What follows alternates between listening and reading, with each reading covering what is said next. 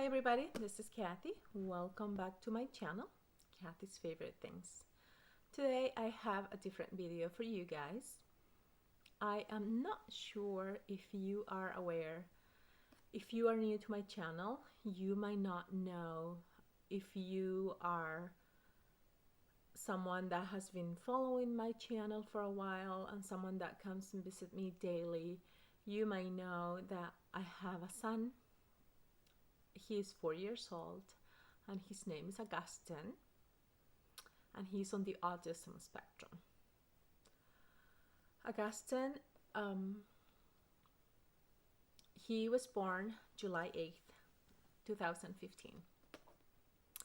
And as you already know by now with this introduction, I am going to be talking about autism and why autism.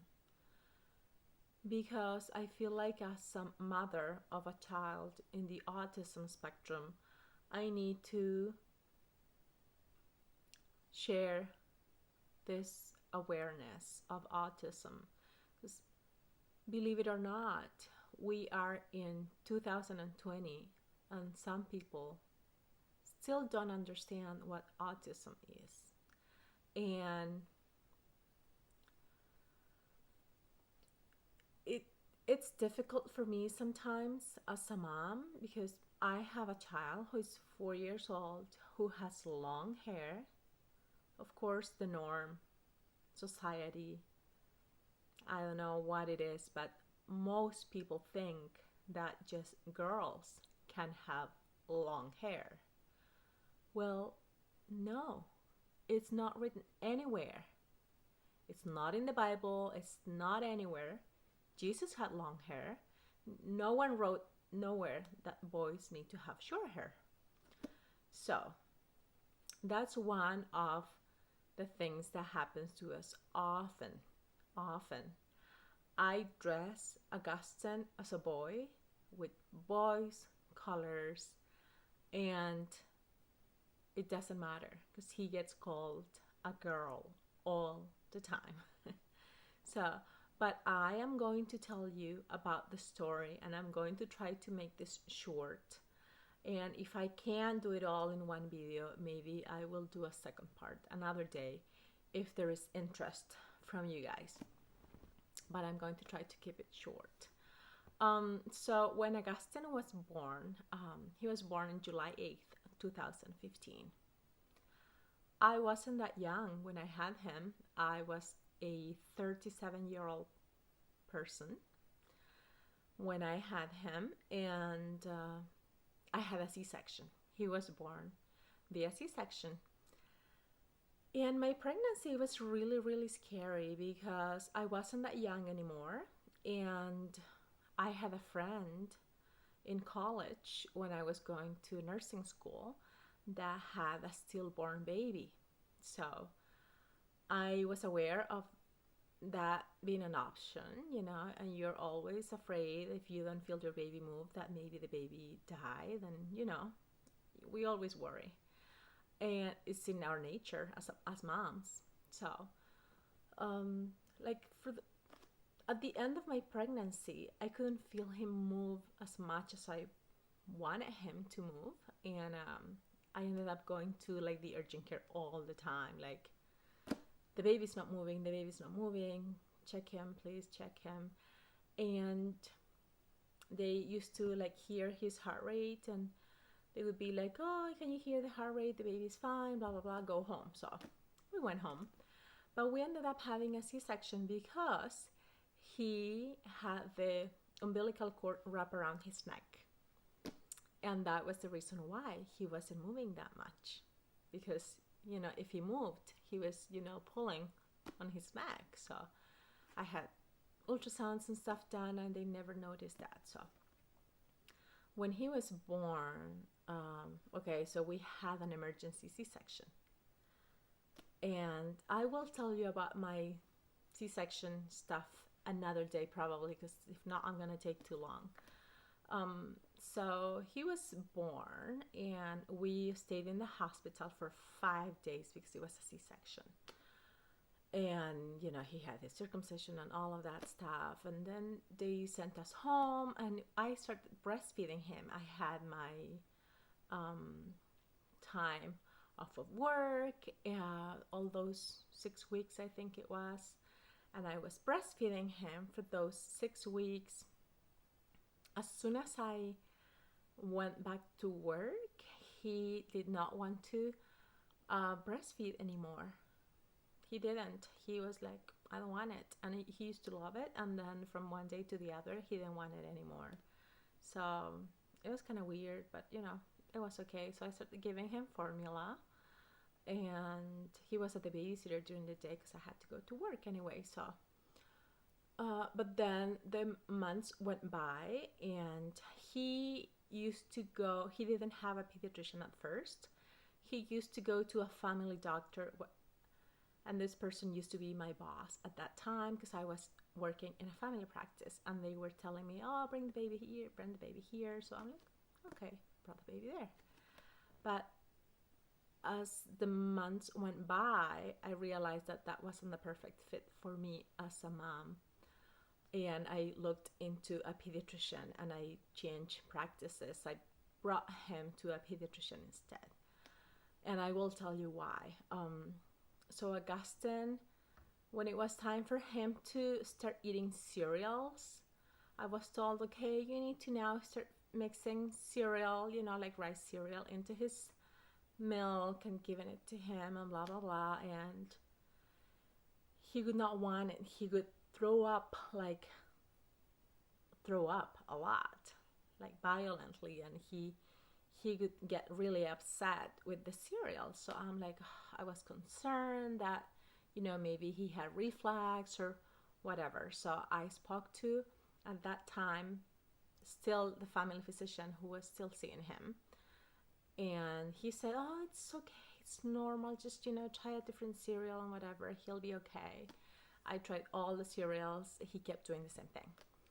Since he kept telling me all the time that was normal, it was normal, it was normal, I'm like, I don't like this kind of answers. I mean, maybe he has something else. So I took him to the pediatrician group that I had taken my oldest son many years ago.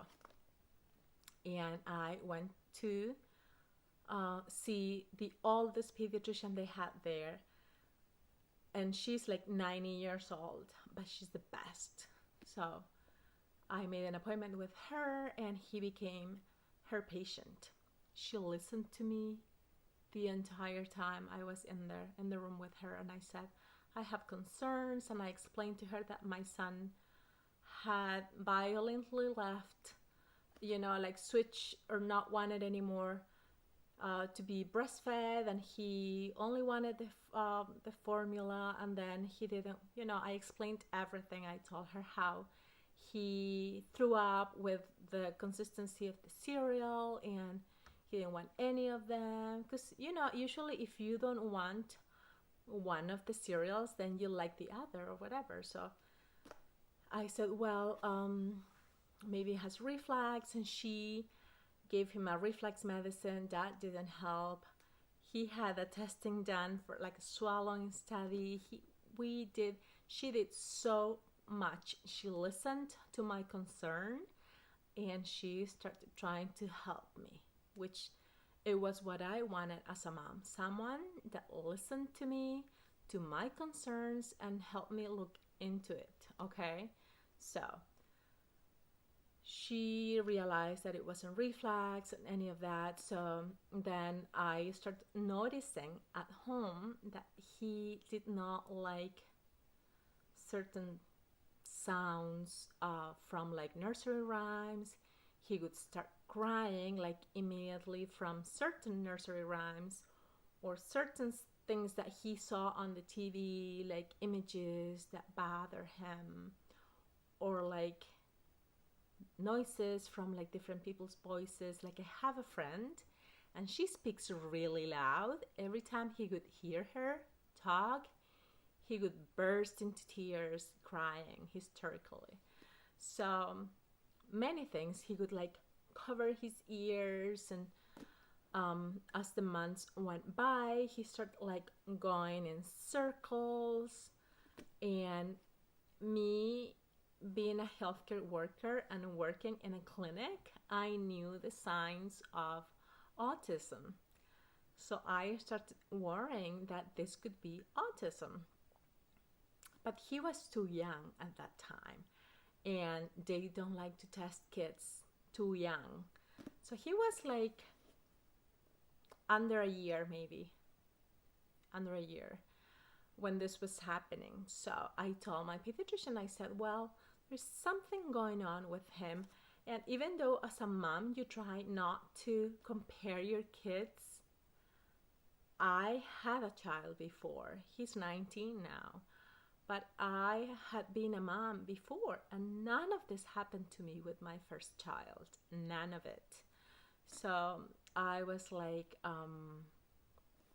is there something we can do? I think this might be autism. And she listened to me and she said, well, it could be, but first, before we send you to get evaluated by the developmental pediatrician, I'm going to send you to this place where they have occupational therapists, and they're going to evaluate him for like any sensory disorder. So I'm like, okay. So she sent us to this place, and he was evaluated by one of the occupational therapists, and they said that he had sensory processing disorder, because every time we try to give him like a different textures, he could gag and throw up.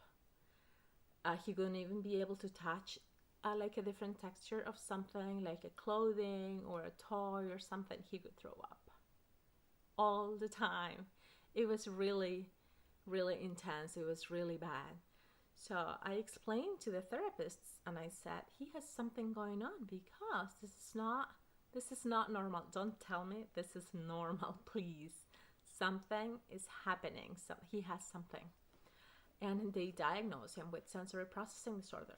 And that was the beginning of it.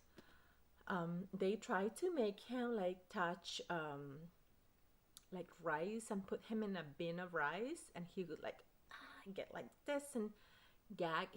It was bad. It was bad. He could gag and ended up throwing up in the rice. Or like shaving cream, they would put his hands in the shaving cream and he would gag and throw up. He had no tolerance to any of these textures. No, he couldn't touch Play-Doh, he couldn't touch slime, he couldn't touch shaving cream, he couldn't touch any of the bins with beans or rice or pasta, any of those sensory bins. He wouldn't touch it because he would gag and throw up. It was really serious. So when they sent this report to our pediatrician, she realized that I was right, that something was going on with the child. Like the noises bother him, certain colors, like Play-Doh at the beginning, he could only touch white Play-Doh, white. When they started therapy with him, they started with the color white, and that was all he touched for a long time. Now he no longer has that aversion, and he can play with any color Play-Doh. He now touches shaving cream, he can play with beans, with rices, with everything that he had aversion before. He now doesn't have it, and he plays with all of it, thank God. And he has overcome so much, and that's just because first the pediatrician listened to me. She listened, she cared, and she sent me to have him evaluated. I wanted to do it, but you can't, as a parent, you can't do it without the referral of your doctor. So I'm happy that she listened and she gave me this referral. And when the occupational therapist that saw him and evaluated him sent the recommendation for him to have therapy twice a week, we started taking him to the center, and he had the best therapists, and she started working on him, on the aversion to the textures and the noises and all of that. Also, he didn't have any eye contact with me. I thought he was deaf at the beginning. I'm telling my pediatrician also, can you send him to the ENT, because I think he might be deaf, because I talked to him, I call him by his name. He doesn't turn, when someone calls you by your name, and if you're not looking at them, you turn, you usually turn and face this person. But Agustin didn't have the eye contact. He did not. He lacked that completely. I would come home after work at, the afternoon, at the end of the day, and I would say, "Hi, Agustin," and he would not turn around to say hi to me or nothing.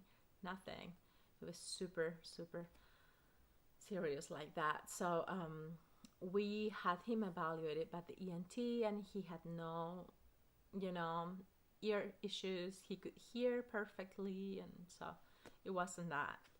And when he was over a year, a little bit after he turned a year, the pediatrician gave me the referral to go see the developmental pediatrician. By this time, he was already fixated with cars. He could line them up. He could go in circles. He could go like this on his ears with the noise when it bothered him. And when I used to work full time. Mondays I used to work till 7 p.m. The rest of the week I used to work till 5 p.m. or sometimes more if I had patients late. So I would come home at the end of the day, and I just, enjoy some time with him, cook dinner, whatever, and the end, the day was gone. So by the weekend, I used to go grocery shopping or stuff like that I couldn't do during the week. And I used to bring him grocery shopping, and I couldn't. I could not go into a store with him. Once, because of the noise, maybe. Two, because of the bright lights that bother him, the amount of people, all of it bothered him. The sensory overload was too much for him, and he could just have a meltdown. So I tried going with him to the store one day, and he would just burst into tears and start screaming and crying, and people were looking at me go away, take your baby, your crying baby away, so I could just go back home. But then I started thinking on a technique. Maybe I said, well, maybe he doesn't want to go shopping with me because it's boring or whatever for him. So one day I started telling him that we were going to go grocery shopping first, but then we were going to go to the dollar store, which is right in the same plaza, to go get a balloon and a car. So that's why he got the obsession from the balloons and the Hot Wheels cars. And with that price in mind, he started going with me to the store. I used to put sunglasses on him. I tried the headphones when he was younger and he didn't want them. But I would go in and out quickly for just things that I needed. And after that, we would go to the dollar store, get a balloon, and get Hot Wheel cars. The problem was when the dollar store started running out of helium, and they didn't have helium. Then he would have a meltdown at the dollar store crying because they didn't have helium and we couldn't get the balloon. Because he already had that idea in his head that we're going to go do this and then we're going to do that, and that's what's going to happen all the time. So he had this idea in his mind and he was not flexible. So I'm like, okay, we're going to have to go get the balloon at some other place. And that was a mess because no, he didn't want it from some other place. He wanted it from the dollar store. So that was at the beginning. And then after the balloons, I switched into the cars, and then it was the balloons and the cars. So, Anyway, now he's fine. He's fine. He doesn't have to do that.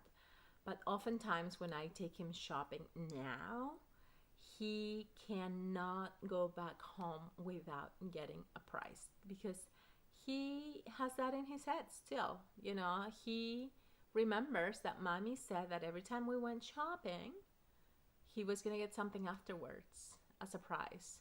So now, even if I go shopping by myself to get groceries, I have to bring him a Hot Wheel car or a balloon, and he will be happy. If I don't have anything for him, he will cry. Easy. That's the way it is still. But when we finally got referred to the developmental pediatrician, he's one of the best developmental pediatricians of the area where I live, the capital region. This is New York. So this is upstate New York. And his name is Dr. Malone. And he's one of the best in this area. So he has a waiting list and you have to make an appointment to see him in like 3 more months. So when we saw him, first of all, I told my husband that I wanted to bring him to be evaluated for autism. And he was not happy about it. Sorry, baby, if you're watching, I know. But he was like, he doesn't have autism, no? So I know it's normal for us as parents sometimes to be in denial because it's our kids and we don't want to think, and we think this is the end of the world, but it's not. It's not the end of the world. And so I made the appointment and I went by myself. I went by myself and I brought Agustin because he had to go to be evaluated. And the doctor asked me when I went in the room who I was, so I presented myself and I said I'm the mom and I'm here because I think my son has autism. After he asked him to do a few things and watch him, and you know, it was like an hour meeting with this person. At the end of the meeting, after he was done playing with him, because they do kind of like a playing session where he sees how he behaves and all of this, he sat back into his chair and he said to me, you are a really, how did he say it? He said, you are a really brave mom to be here by yourself doing this with your kid. Because most parents, both of them come, or you know, they bring someone as a support system. But you know, I've always been a strong person and I just wanted to know and I wanted to do what was best for my kid. So I said to him, you know, my husband couldn't come, he's working or whatever, and I'm just here for my son, so tell me, am I right? And he asked me if I had any other persons with autism in my family, and I said no. No, nobody in my family, like no brother, no cousins, no parents, nobody that I knew. And he asked me if my husband's family had someone with autism, and my husband's brother has a daughter that had been diagnosed with Asperger's right before Agustin. So I said, well, in my husband's family, his brother has a daughter who was diagnosed with Asperger's recently, and he told me that this is something that is passed on in your genes. So this was in my husband's side of the family, so that's why Agustin got it. So this is genetic, he says. This is genetic, and he got it from his father's side of the family, and this is mostly autism. Most of the cases are boys. After he did the evaluation, he said that Agustin was in the autism spectrum, but he was in the lower end of the spectrum. So he says to me, it's great that you realize that your son has autism, and he was already receiving therapy from the occupational therapists for the sensory issues that he had, the tactile aversion and the sensory aversion, the food. They were trying to make him try different things, and they were already working in that sensory, the tactile, and what had to be in regards to the mouth. So he said to me, "You are doing great." He's only a year and a few months, and he told me that he never usually get to diagnose a child at that early age because parents, one, are in denial. They do not want to see that their kids have something going on. They try to say it's normal and they don't want to bring it up to the pediatrician, therefore they don't get the referral.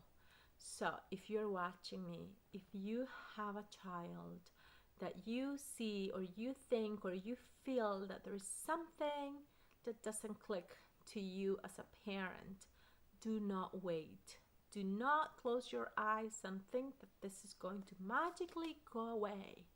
It is not. For you to help your kid to overcome these issues so he can grow socially and develop, within a normal society, so they don't, judge him because he has long hair and he's a boy, but they think it's a girl. You need to go out there and ask for help. So please, if you're watching me, go help your kids.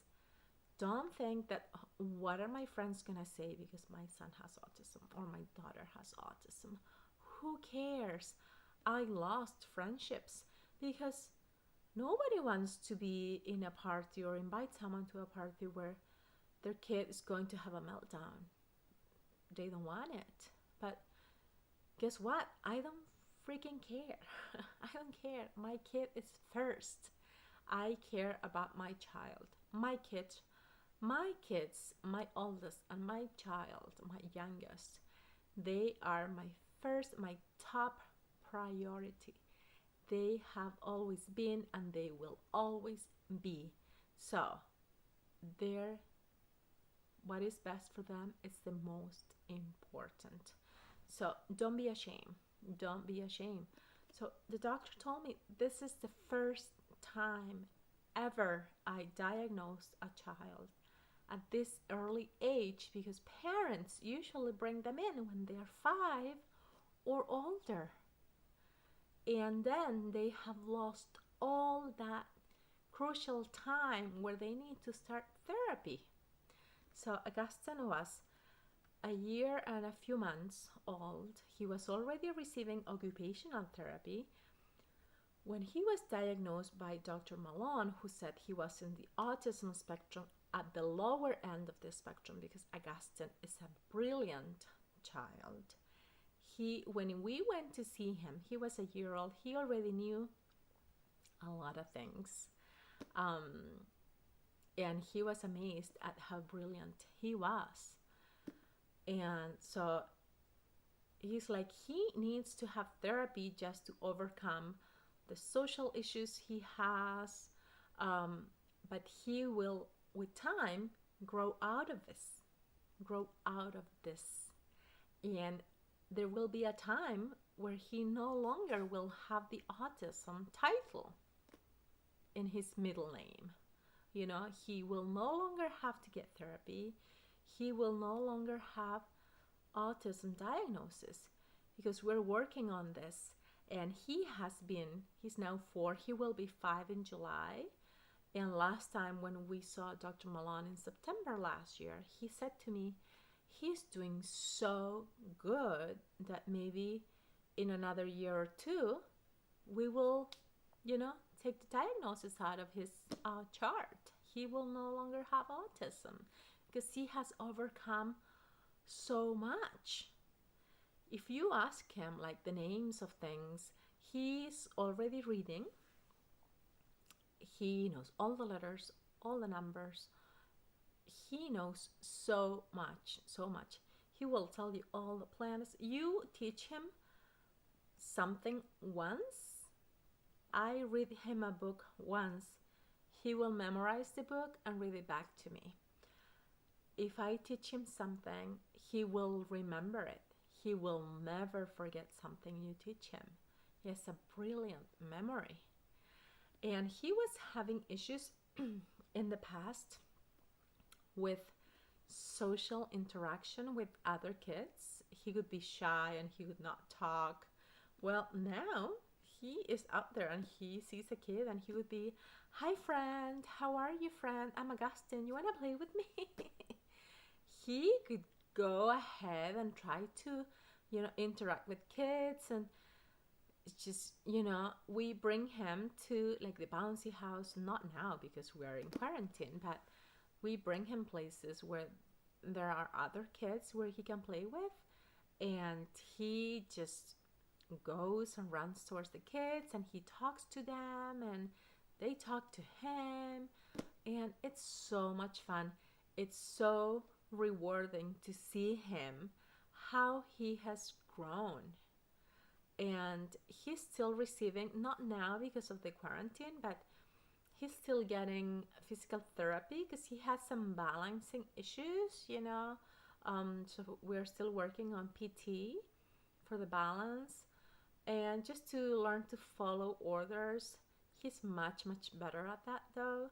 So since now he's not seeing any of his therapists, I'm doing the things at home with him, and I make him jump and run, and I teach him the letters. He already knows the letters, but I mean, I try to do things with him like the therapists do, just for him to stay, has his like head active and stuff like that. So I'm trying to be his therapist. And my husband always says that I'm the best therapist he has ever had because I'm always trying to teach him things. And it's just amazing, you guys. I mean, he's just brilliant. I just love this kid. And I don't know what I could do without him. He just makes me so happy. For 2 years, he went to babysitters and he was not happy. He had a couple good babysitters and he had some really bad babysitters too. We had some really bad experiences and some really good ones. But nobody take care of your child like you do. And I'm so happy that I'm able to stay home with him now and I'm watching him. He says he never wants to go back to this babysitter's house again because he tells me things that he was told and that happened to him that he never told me when he was there. But he tells me now that they yelled at him and, scary stories. And he talks. He will tell you everything. So, if you are a mom with a child that you think has autism, if you have questions, if you don't know what to do, if you don't know the signs, just talk to your pediatrician. If they don't listen to you, find another pediatrician that can listen and find the resources to help your child because it's the most important. He needs or she needs you. You need to be your kids' advocate and fight for them and fight the system and fight the school district, the teachers, anybody. But please fight for your kids' rights, for your own rights as parents too. I have taken parents classes. I have gone to conferences. I have purchased books. A patient that I had at the clinic that I worked at gave me this book. It says Early Intervention and Autism. This book is great. I use this to talk to my therapists too. And you need to learn you need to learn about autism. You need to be informed so you can fight for your kid. Please get informed. Please learn about it. And please share the awareness. This is April, and April is Autism Awareness Month. And please do not let anybody tell you differently, but go out there and fight for your kids. Because if you don't do it, then who is going to do it? Right? And to me, my kids' happiness is what matters most. So, please leave me your questions, your comments down below. If you want to have, the name of the book or the books, because I have many books that I have read about autism. If you have any questions, ask me. My child is going to be 5 years old, and since he was 3 months old, I knew something was different with him, and that's why before he was a year old, he started getting help. Please know that early intervention is the key to your success. Early intervention is the key to your success. Remember that, okay? Let me know what you think. If you have a kid with autism, go blue, because this is Autism Awareness Month and you need to wear blue. And I also know there is a challenge that Alicia's Crafty Hoblob, she was talking about. This is for Leticia, I think, Leticia Zabala. She has a challenge going on right now. It's a puzzle piece, because autism sign is a puzzle piece. So if you want to join that challenge, go ahead and do that. I myself want to join that challenge. I think it's a beautiful cause. It's really dear to my heart because I have a kid that is on the autism spectrum. But because of what's going on out there and this virus, I am not sure I will join, because I'm trying not to go out there unless it's really necessary. But I will see. Maybe if I can get a better mask, a thicker mask, a better quality mask, maybe I'll attempt to go to the post office. We'll see. So guys, thank you so much for listening to me. I'm sorry this is such a long video. I tried to make it shorter, but it's just so much I want to say, so much I want to tell you. And if you have questions, please go ahead and leave me a comment down below. I will gladly answer it for you. I will help you. I will give you resources. I have an Instagram page that I created for Agustin that I haven't really uploaded anything recently, but the Instagram page is Autism Through a Mother's Eyes, and I will put it down in the screen here so you can see it, and you can go follow me if you want, and just ask me anything, any questions you have. Please ask me. I'm an open book, and I will tell you the information that I have, and I will try to help you. Okay? And fight for your kids, please. You are their best advocate. Thank you for listening. Thank you, guys. Bye-bye.